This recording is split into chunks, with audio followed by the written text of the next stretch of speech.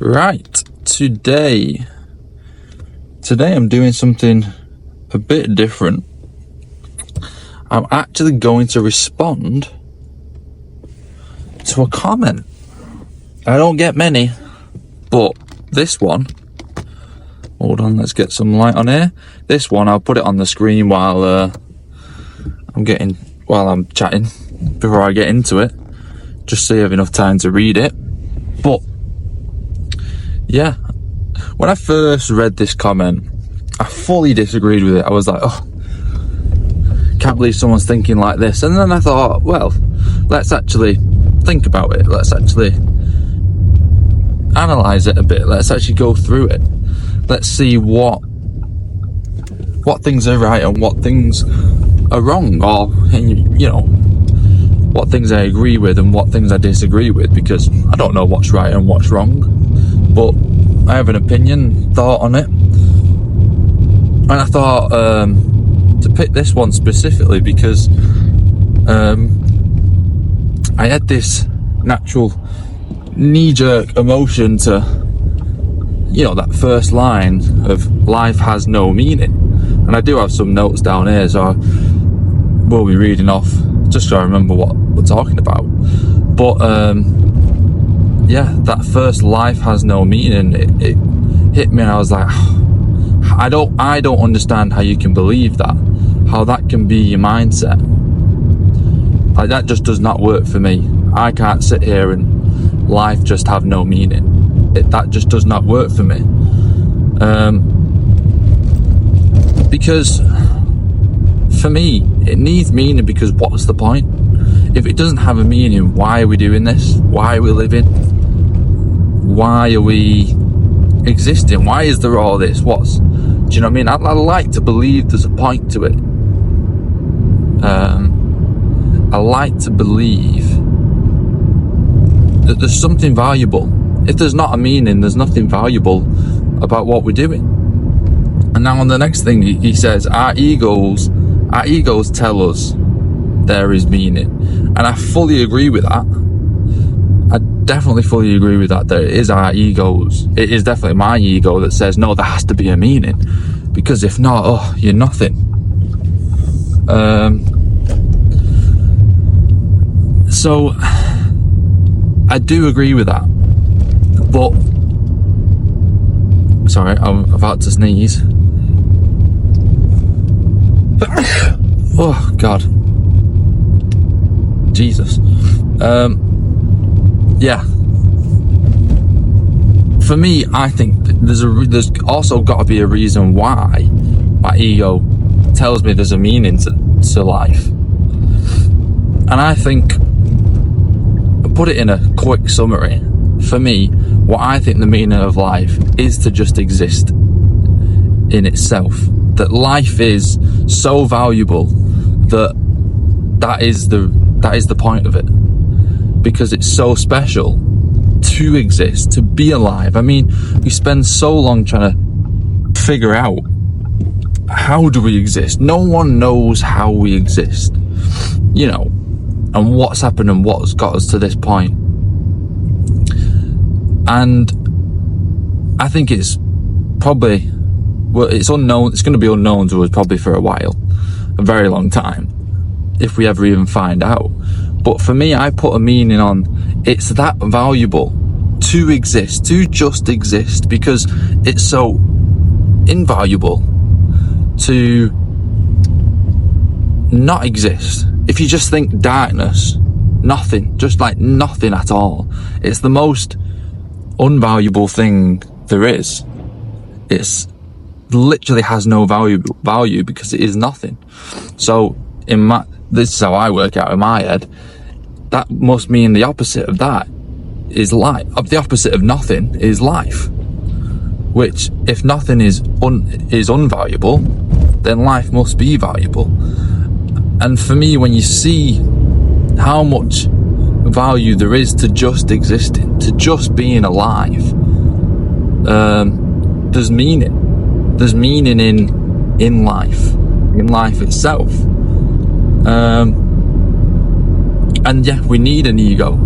We need an ego just to almost fool us to keep going, to keep existence happening, you know, to keep everything alive, to keep consciousness alive. That's what I think on that one. What's the next bit? He said, as if there is some reward in the end. Yeah, and I say, why are you focusing on the end? Think about right now. Think about the reward is living in itself, is being alive. That is the reward. There is no reward at the end, because you're experiencing the reward now. Because being alive is so valuable. So it's like you're waiting for something to happen, when you don't have to wait for something to happen. It's happening now. That's what I remind myself all the time. It's happening. You're doing it. You know, if I ever get anxious about something, or if I ever get nervous about something, you know, nervous before eventually posting videos, I say, you know, well, once I've posted videos and I'm going through it, I'm like, it's happening. You're doing it. You're living life. You're stepping out your comfort zone. You're going places that make you feel uncomfortable. And for me, I'm like, yeah, life's happening. You're existing. That's the point of it. You know, you're meant to be doing as much as you can, I guess. Experiencing. It's all about experiences. And that's the real value. So the reward, there is no reward in the end, because this is the reward right now. This is it. And now, most people might not even feel that. They might go, God, life's shit. How can this be it? This is it. This is the reward. And it's just how you're thinking about life. And that's what you've got to adjust. And I mean, that's a long process. That's a massive thing you have to overcome. Actually seeing that there's just value in existing. And I think that's why, I mean, I understand nothing about this. I'm not this person. I've never met anyone, and I've never got close to this idea. But this is why, for me, people who commit suicide, is the reason they do it, of how I can think about it, is they don't have any meaning to life. There's no value anywhere. There's no value to actually just existing, because they'd rather not exist. So, to simplify it, all you got to do is try and find value in existing. So for me, I have that view because it's a very strong foundation, because just existing, not having to do something, meet a certain standard, achieve anything, to just be alive is the reward, is the value. And therefore, to not be alive is so invaluable that I would never even think of going that route. Again, I don't necessarily understand it. I've never met anyone. I've never been in that position. So it's hard to comment on it. But that's just how I see it when I think about it. What's the next bit? We are told striving for more is the answer. Yeah, and it's talking about like a vicious cycle. And I completely agree with that. If you're striving for more, there's always going to be something else after it that you're striving for. You know, you see, I listen to these people that achieve the dreams, who achieve success, and it always sounds like it's never enough. There's always a next thing to go for. So if you've got to look at it in life, for me, if you've got to look at life and say, once I've got this, I'm okay, I'm going to be happy. For me, it's foolish to think that. Don't get me wrong, I still think that in some areas, and it's hard, you know, it's very hard to remove that mindset. But you know, because it's almost kind of like a primitive emotion of I want that, and then I'm good, because you get this initial feeling of positivity, of success or whatever. But if you're on a vicious cycle of that, you've got to do more, you've got to achieve more, you've got to do more. There's no end to it, because you just get used to what you've got. You just get used to what you've done. You know, if I think now and I say, what have I achieved in life? I say nothing. I can't think of anything that I've achieved in life. And for some people that might upset them. But for me, it doesn't upset me, because I know the things that I have achieved, I've got used to. I I'm used to it. I don't see it as anything different. It's my day to day, and you get used to it, so it isn't an achievement anymore. So it's not that I'm like, take it personally and say I've not achieved anything, I need to do something. It's like, well, I'm living my life how I want to live it, and I'm doing the things I want to do, and I'm trying to achieve things. I've got goals and stuff like that I'll get, but I'm not putting a massive emphasis on the reward of it, because I understand, yeah, sure, it's great for that short-term moment of feeling great and feeling positive, but I'm not going to use it for the rest of my life, because I'm not going to appreciate it. I'm not going to see the rewards I've got. So I definitely agree, life can be a vicious cycle. So, but it's up to you to get out of that mindset that you have to do more. You know, what standards are you living up to? What pressures are you trying to? What ideas are you trying to match yourself to that you don't actually care about? What are other people's standards that you're trying to get to that don't really mean anything to you? I think that's maybe what's happening there, because that's what happens when you're in that vicious cycle. The vicious cycle is, I've got to do this because of this, you know, because it increases my status, because it makes me go more comfortable, might earn more money, life gets easier. And I was also thinking about this last night, I was listening to someone, and the way they were talking is they're avoiding ever being wrong, ever doing something wrong, or anything bad ever happening. And that's impossible, and you shouldn't strive for that. And this is the opposite scale of what the vicious cycle is. It's like you're trying to also get away from not achieving anything, not doing more, not doing X, Y, Z. And it's okay to fail, it's okay to be wrong, it's okay to have bad things happen. And the way on this video, I think it was a podcast, the way they were talking was, you could just tell they had confusion, or they had anger, or they had this sort of angst against anything bad happening. I've got to behave this certain way so this bad thing does not happen, so I avoid this bad relationship. I think you're talking about intuition, maybe, I can't remember. You know, trust my gut so this bad thing doesn't happen. But be comfortable in knowing that if something bad happened, you've got it. You are who you are. You're strong enough to do it yourself. That's how I think. I'm like, if something bad really happened, I'm going to turn up in the moment. So there's no need to aim for being hard, aim for being strong. You know, the only way you're going to learn to be stronger, or learn to be more resilient, like in this video they're talking about, essentially creating behaviors that are going to make you stronger and not make you so vulnerable and sensitive to things happening.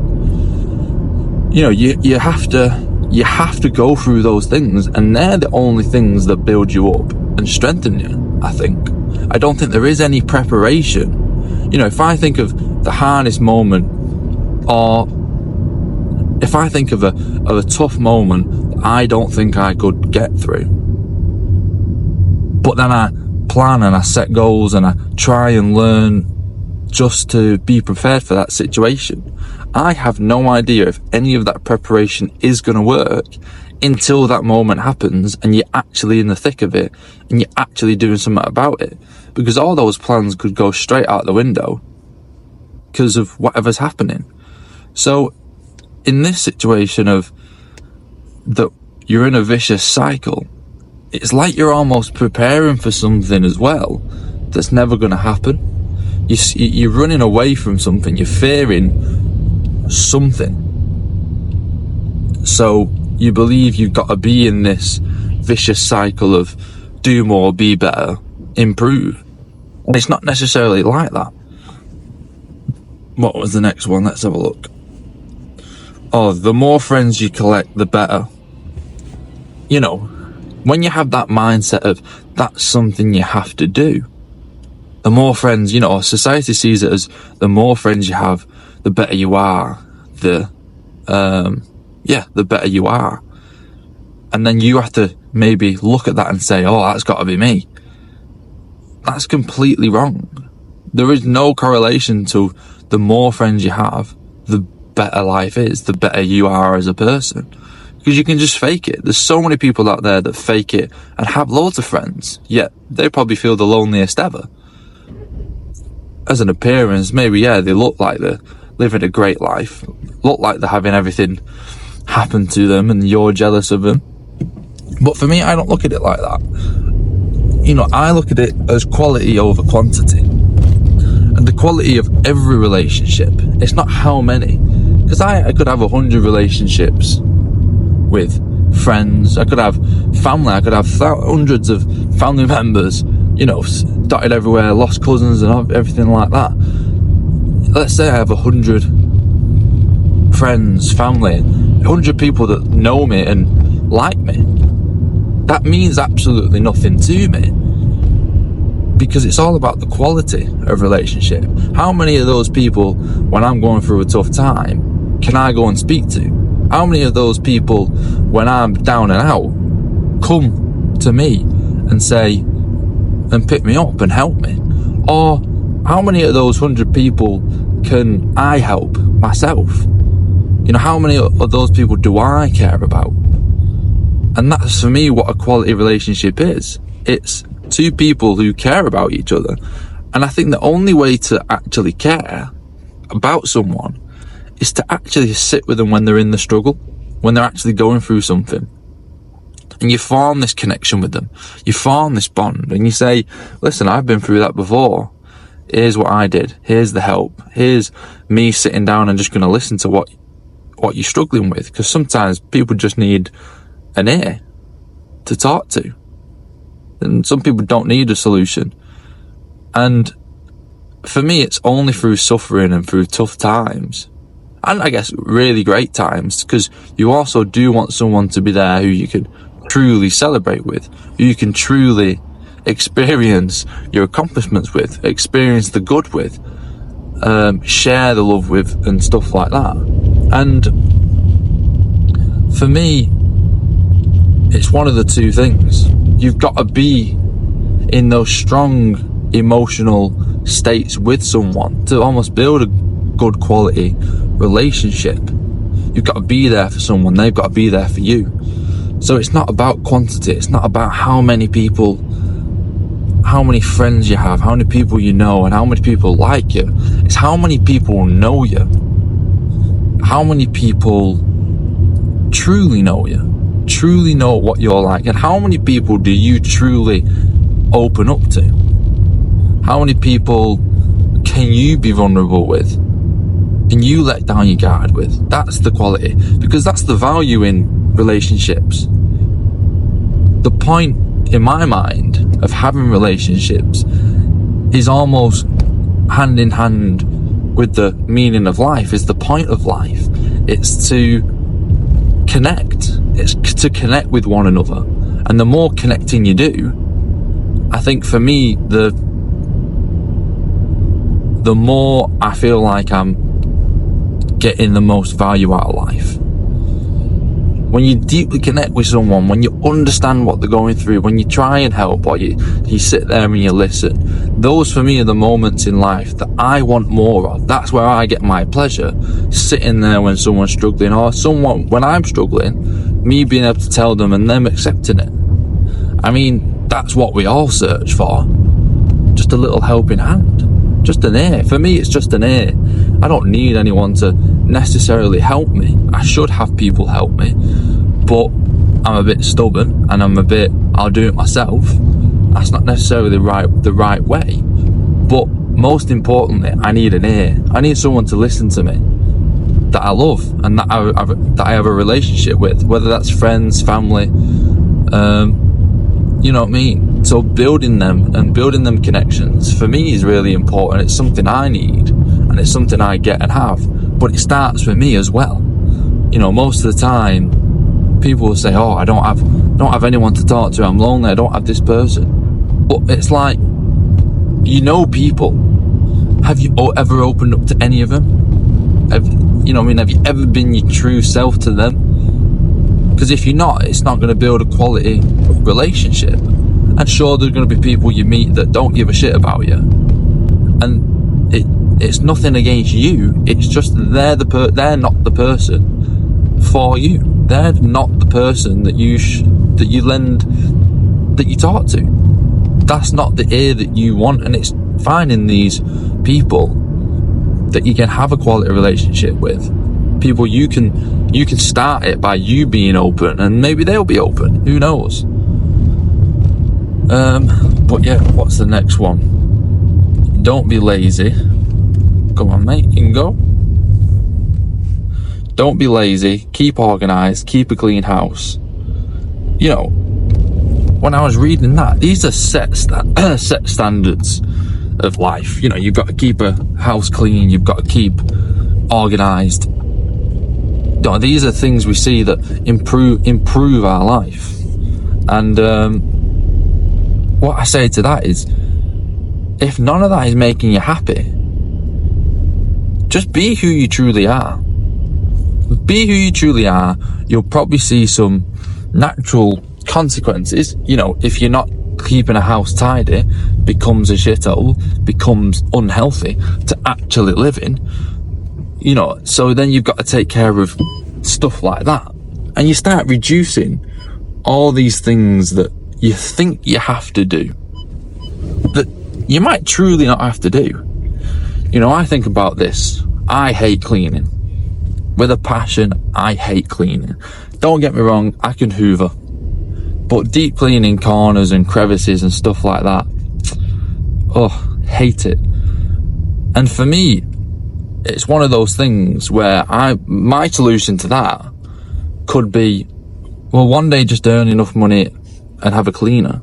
Like, these things aren't necessarily, you have to do it, without a doubt, or you don't survive. There's alternative ways to do things. You know, be organised. People have, you know, you look at all these celebrities or business owners, they have personal assistants for a reason, because it's hard. It takes a lot of energy to stay organised. And some people can't be in that situation where they can pay someone else. Some people have to do it themselves. Some people want to do it themselves, and some people don't. And you've just got to be who you truly are and figure stuff out, so you don't have to be these certain qualities and do these, you know, don't be lazy. Well, if you like being lazy, be lazy. Just understand the consequences of being lazy. It's, you know what I mean? If someone's calling you lazy, it does not matter what they're calling you. Is your life how you want it?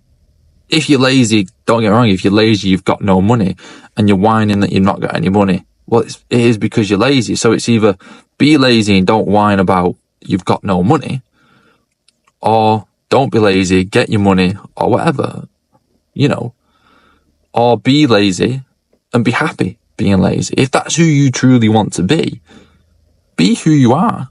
You know, follow your own way of living your life. Follow your own inner voice. What do you actually want? And maybe does it just take a little bit of attention, a little bit of effort in a certain direction to sort something out? Is it that, you know, you don't have a system in place? Like being organised. It's like organisation is just a system. It's not forced upon you. You know, there's consequences to being unorganised. And if you can deal with them, that's fine. And if you can't, speak to someone who is organised and see what systems they have in play. And if any of those systems appeal to you, that make it a bit easier for you, you adopt them. If not, you move on and you find it somewhere else. You know, there's no strict set of way of being. You don't have to be a certain way to anyone, to anything. And I think that's the issue there with that comment of don't be lazy, keep organised, keep a clean house. They're the standards that society is setting. No, that's the standards you believe society is setting. Look at the consequences if you don't do that. And do you care about those things? If you want to live in a shithole of a house that's completely messy, but you're okay with that, and you're okay with everyone around you thinking that's disgusting, but it makes you happy, you just do that. You just got to understand the consequences of that. You probably won't have people coming around. You probably won't have that many people around you because, you might smell. Things might be dirty. People, you know what I mean? It's like, it is a standard in society, but it's just what other people want. You might find someone else that doesn't mind what you smell like, doesn't mind you surrounded by a mess. A lot of people can't deal with that. I couldn't be around someone like that. But that's, again, how I want to live. So it's not standards that society is setting. It's standards that you're adhering to and that you're saying, oh, I have to do this because I have to be a certain way. At the end of the day, there's some fundamentals in life. This is why I believe you've got to have a clean area.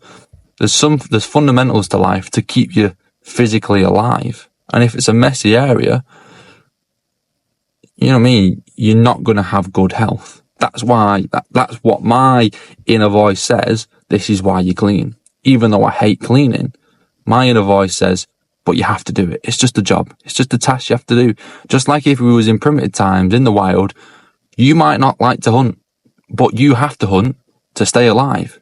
You might not like sitting in a cave with a campfire there, but that's the thing you have to do to keep warm and to keep safe. There are fundamentals in life, there are standards in life that keep you alive, and it's just you have to manage what you want to do. That's what I think on that one. And then the last one, mindless hamster wheel. Like, yeah, there is this